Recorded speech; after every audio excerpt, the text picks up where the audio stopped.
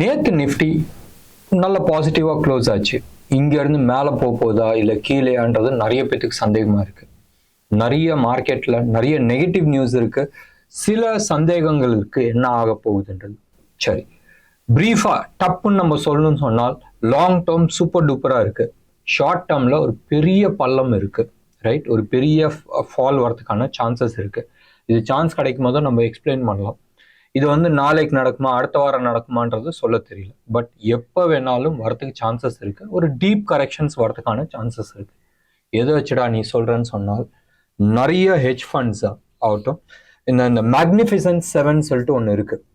யூஎஸ்ல மேக்னிஃபிசன்ட் 7ன்றது இந்த top 7 companies, Amazon, Microsoft, Google, Tesla, Nvidia, அது மாதிரி ஒரு 7 ஸ்டாக் இருக்கு. நீங்க ஆன்லைன்ல போய் சர்ச் பண்ணி பாருங்க. அமேசான் 7ன்றது இவங்க எல்லாருமே மேஜரா டெக் கம்பெனிஸ்.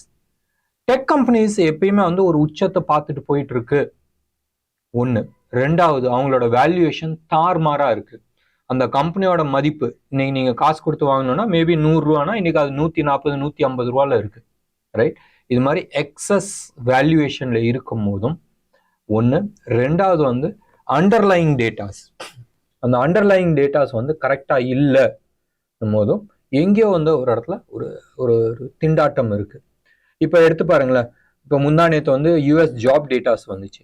ஜாப் டேட்டாஸ்ல ஆல்மோஸ்ட் 3.5 லட்சம் பேருக்கு மேல புதுசா வேலை வாய்ப்பு கிடைச்சிருக்கு. நீங்க இதெல்லாம் கேட்கறதுக்கு நல்லா இருக்கு. வேலை வாய்ப்பு நிறைய பேத்துக்கு எக்ஸ்ட்ரா கிடைச்சிருக்கு. கம்பெனியோட ஏர்னிங்ஸ் நல்லா இருக்கு. ஆனால் பிரச்சனை எங்க இருக்குன்னு சொன்னால் நம்பர் ஆஃப் ஹவர்ஸ், ரைட்? 2 லட்சம் பேருக்கு வேலை கிடைச்சிச்சு. ஆனா ஒவ்வொருத்தருக்கும் ஆல்மோஸ்ட் 6-8 மணி நேரம் வேலை கிடைச்சிச்சு பர் டே. வெஸ்டர்ன் வேர்ல்டு எல்லாமே மேன் ஹவர்ஸ்ல தானே கால்குலேட் பண்ணுவாங்க. அப்ப 2.5 லட்சம் பேர் 10 மணி நேரம் இல்லை 8 மணி நேரம் வேலை பண்ணாங்க. வேற இப்ப 3.5 லட்சம் பேர் 2 மணி நேரம் 3 மணி நேரம் வேலை பண்றாங்க. இப்ப வேலை வாய்ப்பு இன்க்ரீஸ் ஆச்சுன்னு சொன்னால் கிடையாது, ரைட்? இது ஒண்ணு. இதுதான் ஃபர்ஸ்ட் சிம்டம். வெளியில நம்பரை பார்க்கும்போது நல்லா இருக்கும், கீழே இருக்கிறது காலி.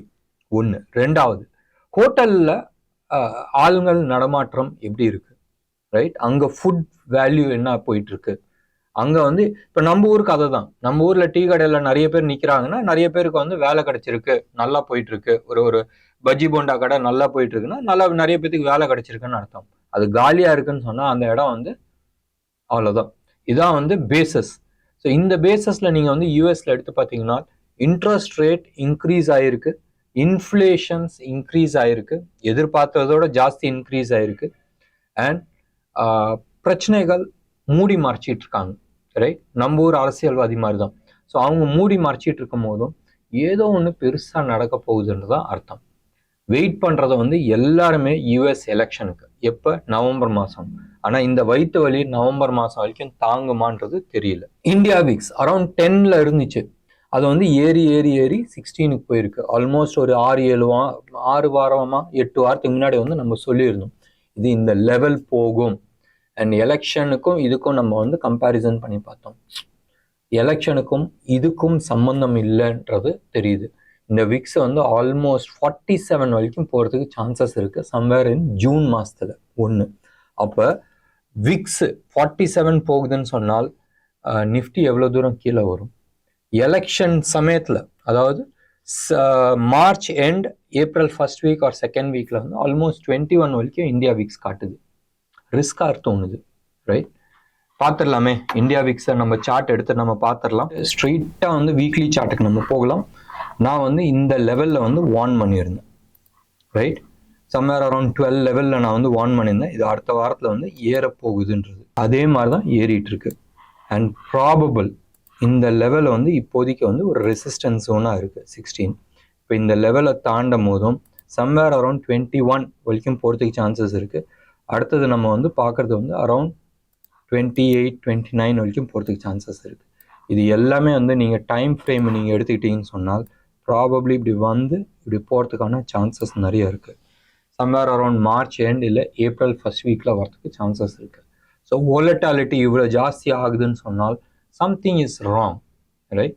நம்ம ஊர் எலெக்ஷனை விடுங்க. நம்ம ஊர்ல நிறைய பிரச்சனைகள் ஓடிட்டு இருக்கு.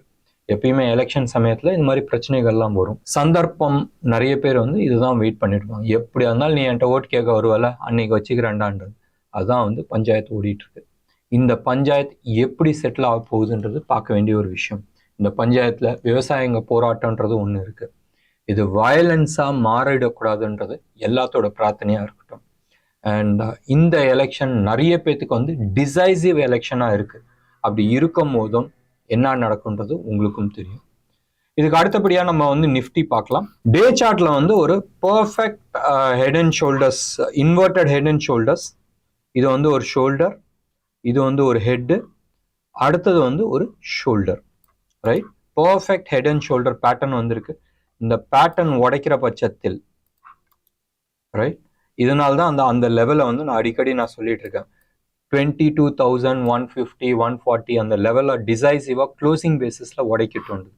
இது உடைச்சிச்சுன்னு சொன்னால் தவிர்க்க முடியாதது வந்து ஆல்மோஸ்ட் 22,300 மோஸ்ட் லைக்லி இந்த எக்ஸ்பைரி இருக்குல்ல 22 அதுக்குள்ள வரதுக்கான வாய்ப்புகள் இருக்கு. சப்போஸ் மார்க்கெட் அதுக்கு தாண்டி க்ளோஸ் ஆகுது, 22,300 தாண்டி க்ளோஸ் ஆகுதுன்னு சொன்னால் மோஸ்ட் லைக்லி 22,500 வரைக்கும் போறதுக்கு சான்சஸ் இருக்கு. மேபி அதுக்கப்புறமா வந்து ரிஸ்க் ஃபேக்டர்ன்றது இருக்கு. ஸோ இது மனசுல வச்சுங்க. அப்பனா எல்லா ஸ்டாக்குமே என்னன்னா நீங்க ஹோல்ட் பண்றீங்களோ ஸ்ட்ரிக்ட் ஸ்டாப் லாஸ் மெயின்டைன் பண்ணிட்டு போறது புத்திசாலித்தனமா இருக்கட்டும்.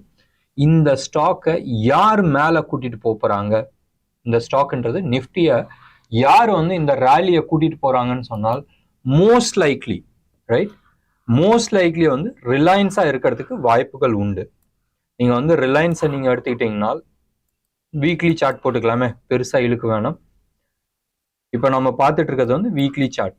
ரிலையன்ஸ் வந்து ஒரு பர்ஃபெக்ட் பிரேக் அவுட் கொடுத்துருக்கு. நீங்க வந்து இந்த லெவல் எடுத்துக்கிட்டீங்கன்னா பர்ஃபெக்ட் பிரேக் அவுட். அந்த லெவல் போயிட்டு லாஸ்ட் 2 வீக்ஸா வந்து ட்ரை அவுட் பண்ணிட்டு இருக்கு. சம்வேர் க்ளோஸ் டு அபவுட் 3,200 வரைக்கும் போறதுக்கான வாய்ப்புகள் இருக்கு. ஞாபகம் வச்சுங்க, வரும் வாரம் பயங்கர டென்ஷனான வாரமா இருக்கும். அண்ட் அடுத்த இந்த மாசம் பூராவே வந்து ஹை வோலட்டாலிட்டி இருக்கிறதுக்கான சான்சஸ் இருக்கு. வோலட்டாலிட்டி இன்க்ரீஸ் ஆக ஆக ஸ்டாக் கீழே வரணுன்ற அவசியம் கிடையாது, பட் ஏதாச்சும் ஒரு இடத்துல வந்து பிரேக் டவுன் ஆகும். ஒரு சின்ன பேட் நியூஸ் வந்துச்சுனால் பெருசா கீழே விழுறதுக்கான சான்சஸ் நிறைய இருக்கு. இப்போ இது எடுத்துங்களேன், பேடிஎம் எடுத்துங்களேன், ஒரு பேட் நியூஸ், ரைட், பெருசா சரிஞ்சிச்சு. பேடிஎம் ரிகவர் ஆகுமா? கஷ்டம். மறுபடியும் நான் சொல்றேன், இந்த தர உழுவுறத வந்து நீங்க ரெகுலர் மாதிரி நீங்க எடுத்துக்காதீங்க. கீழே உழுவ நான் ஆவரேஜ் பண்ணிக்கிறேன்றது. நிறைய ஸ்டாக்ஸ் இருக்கு ஆவரேஜ் பண்றதுக்கு. நிறைய ஸ்டாக்கை வந்து தப்பி தவறி கூட ஆவரேஜ் பண்ணிடாதீங்க. ரிவர்ஸ் ஆகிறதுக்கான சான்சஸ் ரொம்ப கம்மி. ரிவர்ஸ்னா பக்கம் மறுபடியும் மேலே போகிறதுக்கான சான்சஸ் ரொம்ப கம்மி. வெயிட் பண்ணி எந்தெந்த ஸ்டாக்கை வாங்க முடியும்ன்றது பார்த்து அனலைஸ் பண்ணிட்டு பண்றது வந்து புத்திசாலித்தனமா இருக்கும். என்ன நேயர்களே, இன்னைக்கு உங்களுக்கு ப்ரோக்ராம் பிடிச்சிருந்துச்சுன்னா லைக் பண்ணுங்க, ஷேர் பண்ணுங்க. டெஃபினட்டா உங்களோட கமெண்ட் பாக்ஸ்ல கொடுங்க. வரும் வாரத்தில் இதே மாதிரி நாங்கள் ப்ரீ மார்க்கெட் ரிப்போர்ட் நாங்கள் கொடுக்கறதுக்கு முயற்சி பண்றோம். அண்ட் முடிஞ்ச அளவுக்கு ஒரு 8-8:30 மணிக்குள்ள நான் கொடுக்கறதுக்கு முயற்சி பண்றேன். சில பர்சனல் இஷ்யூஸ், அதனால வந்து அரௌண்ட் 8:30 8:45 9 ஆயிடுது. முடிஞ்ச அளவுக்கு அதை வந்து முன்னாடி கொடுக்கறதுக்கு நான் முயற்சி பண்றேன். நன்றி, வணக்கம்.